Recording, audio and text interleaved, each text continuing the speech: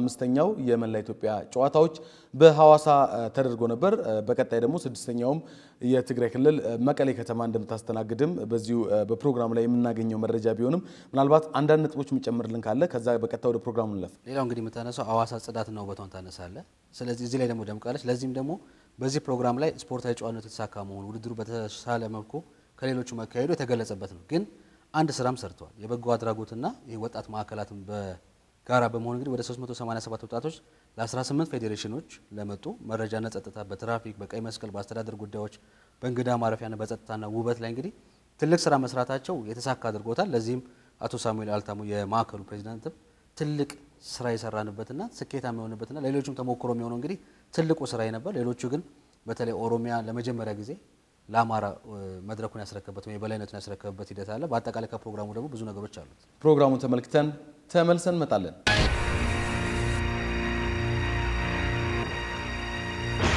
የውድድሩ ታሪክና እድሜ ምንም እንኳን አጭር ቢሆንም በየሁለት ዓመቱ በሚደረገው ውድድሮች ላይ ግን በርካታ ስፖርተኞችን በማፍራትና በመድረኩ ደምቀው እንዲወጡ ትልቅ እድሎችን ፈጥረዋል። በኦሎምፒክ መርህና ፍልስፍና የኢትዮጵያ ኦሎምፒክ ኮሚቴ ከሀገሪቱ ወጣቶችና ስፖርት ሚኒስቴር ጋር በጋራ የሚመሩትና በ2000 ዓመተ ምህረት ለመጀመሪያ ጊዜ በአዲስ አበባ አስተናጋጅነት የተጀመረውን ዘንድሮ አምስተኛው ውድድር በድምቀት ያካሄደው መላ ኢትዮጵያ ጨዋታዎች ከመጋቢት 4 እስከ መጋቢት 18 በደቡብ ክልል ሐዋሳ የተካሄደው አምስተኛው የመላ ኢትዮጵያ ጨዋታዎች በኦሎምፒክ በፓራሊምፒክ እና መስማት በተሳናቸው አይነቶች በርካታ ውድድር አይነቶች ተካሂደዋል።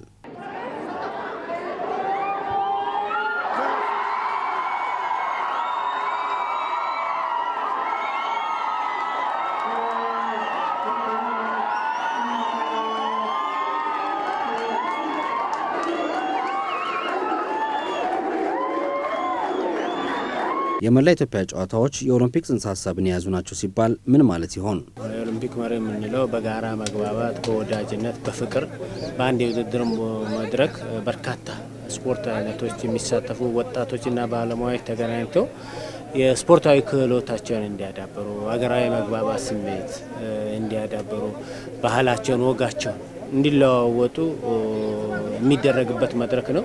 በዚህ መልክ እንዲካሄድ ነው አቀደን የነበረው። በተሳካ መልክ ተካሄደ። በዚህ ውድድር ላይ በፍጻሜ ከተካሄዱ በርካታ ጨዋታዎች መካከል በእጅ ኳስ፣ በመረብ ኳስና በእግር ኳስ ከፍተኛ ፉክክር የተስተናገደባቸው ነበሩ።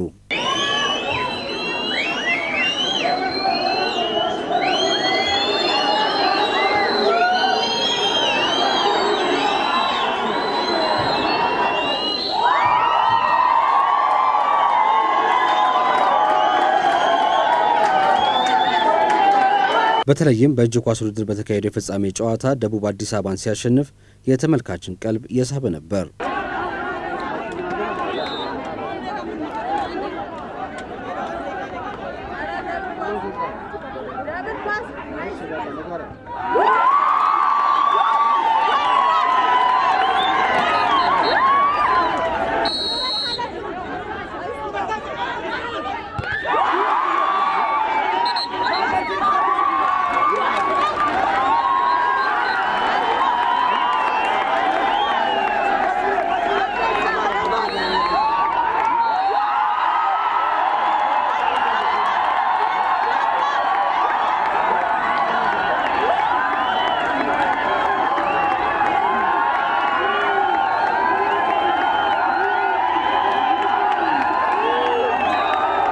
በእጅ ኳሱም ያሉትን ተስፋ ሰጪ ወጣቶች በቀጣይ ዓመት በፕሪሚየር ሊግ ደረጃ ለማወዳደር ዝግጅት ላይ እንዳሉ ሽልማቱን የሰጡት አቶ ፍትወ ወልደሰንበት የእጅ ኳስ ፕሬዝዳንት እንዲህ ተናግረዋል። ውድድሩ በጣም ደስ የሚል ነበር። በጣም ክልሎችን መዘጋጀታቸውን የሚያሳይ ውጤቶችን ነበር ሲታይ የነበረውና በጣም ደማቅ ነበር። እስከ መጨረሻው ሰዓት ተመልካችን በደንብ የተከታተለው ነበር። ነገ ተጫዋቾችን አፍርተን ነገ ወደ ክለቦችን የሚመግቡ መሆን አለባቸው። ለዚህም በሚቀጥለው ዓመት ፕሪሚየር ሊግ ለመጀመር አስበናል። ስለዚህ ብዙ ክለቦች ነው ሊኖሩን የታቀደው። ኦሬዲ ኮንፈርም የሚያደርጉን ስላሉ ለነሱ እነዚህ ትልቅ ግብአት ይሆናሉ። ክለቦችን መጥተው ተጫዋቾችን ሲመርጡ ነበር እዚህ ውድድር ላይ። በበርካታ የስፖርት ማዘውተሪያ ግንባታ ሂደት ላይ ሆና ውድድሩን ያስተናገደችው ሐዋሳ ምን ያህል የተሳካ ዝግጅት አድርጋለች? የስፖርት ማዘውተሪያዎችስ መቼ ይጠናቀቃሉ? አቶ ደረሰ ገቲሳ የደቡብ ወጣቶችና ስፖርት ምክትል ቢሮ እና የስፖርት ዘርፍ ኃላፊ ያለፉትን 2 ዓመታትን በበቂ ደረጃ ዝግጅት እያደረግን እየመራን የመጣንበት አግባብ ነው የነበረው። ከዚህ መነሻ እቅዳችን ተሳክቷል በሁለቱም ብለን ነው የምንገምገመው። አንደኛውና ትልቁ ብለን የወሰድነው ወደ ክልላችን ከተለያዩ ክልሎችና ሁለቱ ከተማ አስተዳደሮች የሚመጡ ብሔር ብሔረሰቦችና ህዝቦችን የሚወክሉ ስፖርተኞችን ተቀብለን በጥሩ ሁኔታ አስተናግደን ሰላማዊ በሆነ መንገድ የማጠናቀቁ ጉዳይ። በሁለተኛ ደረጃ ባለፉት 4 መላ ኢትዮጵያ ጨዋታዎች የክልላችን ውጤት ብዙም የሚያኮራን ስላይደለ የክልሉ ህዝብንና የክልሉ መንግስትን የስፖርት ልማት ፍላጎትንና አቅምን ያገናዘበ ያለ መሆኑን በጥንቃቄ በመመርመር የውጤታማነት እቅድን አዘጋጅተናል። አላማችን አሳክተናል። ወደሚፈለገው ውጤት ደረጃ መቀየር ችለናል ብዬ ነው መወስደው። ይሄ ስታዲየም አሁን አጠቃላይ አፈጻጸሙን በመናይበት ጊዜ ወደ 78% መድረስ የቻለበት ሁኔታ ነው ያለው። በውስጡ በአሁኑ ሰዓት ላይ አገር አቀፍም ይሁኑ ዓለም አቀፍ ደረጃቸውን የጠበቁ ውድድሮችን ለማካሄድ በሚያስችል ደረጃ ላይ ግንባታው እየተጠናቀቀ ያለበት ሁኔታ ነው ያለው። አሁንም እየተካሄደ ነው ያለው። 5ኛ መላ ኢትዮጵያ ጨዋታ እንዲደርስ ለማድረግ ዓለም አቀፍ ደረጃውን የጠበቁ የአትሌቲክስ መወዳደሪያ መሞችንና ከዚህ ጋር ተያይዞ የሚከወኑ የአትሌቲክስ ስፖርት አይነቶችን ማወዳደር የምንችልባቸውን ቁሳቁሶችን ሙሉ በሙሉ ማሟላት ይችላል። ለእግር ኳስ ደረጃውን የጠበቀ ሜዳ ተዘጋጅቷል ሁላችን እንደምናየው። ስለዚህ ይሄ ብቻ ሳይሆኑ በስታዲየሙ ዙሪያ ላይ በርካታ የ1 ለ3 ጨዋታ የምናከናውንባቸው ሜዳዎች ተዘጋጅቷሉ፣ ተሰርቷሉ። አሁን አገልግሎት በዚህ በ5ኛ መላ ኢትዮጵያ ጨዋታ ላይ ሰጥቷሉ።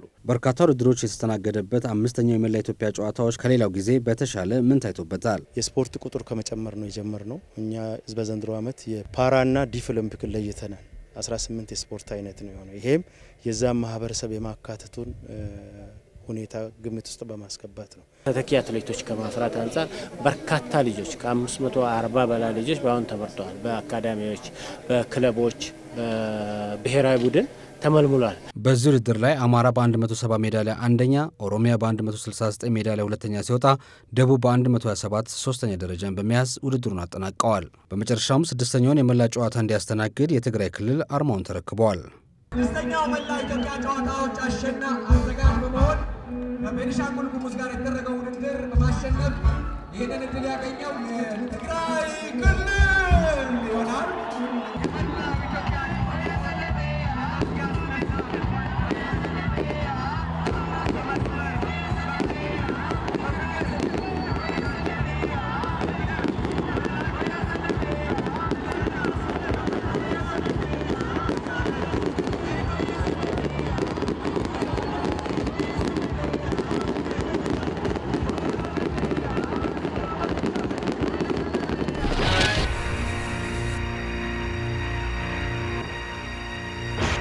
ተመልሰን መጥተናል ተመልካቾቻችን። እንግዲህ በዛሬ ፕሮግራማችን በተለይም ደግሞ ሌላው የምናነሳው ነገር ምንድነው? ከሀገር ውስጥ የኢትዮጵያ ብሔራዊ ቡድን አንደር 20 ማለት ነው እንደ የፊታችን እሁድ ከሶማሊያ ጋር ጨዋታውን ያደርጋል። በዚህም እንግዲህ በሰኞ ምሽት በስፋት የምንዳሰስ ነው። መልካም እድል ለ20 ዓመት በታች የኢትዮጵያ ብሔራዊ ቡድን እንመኛለን።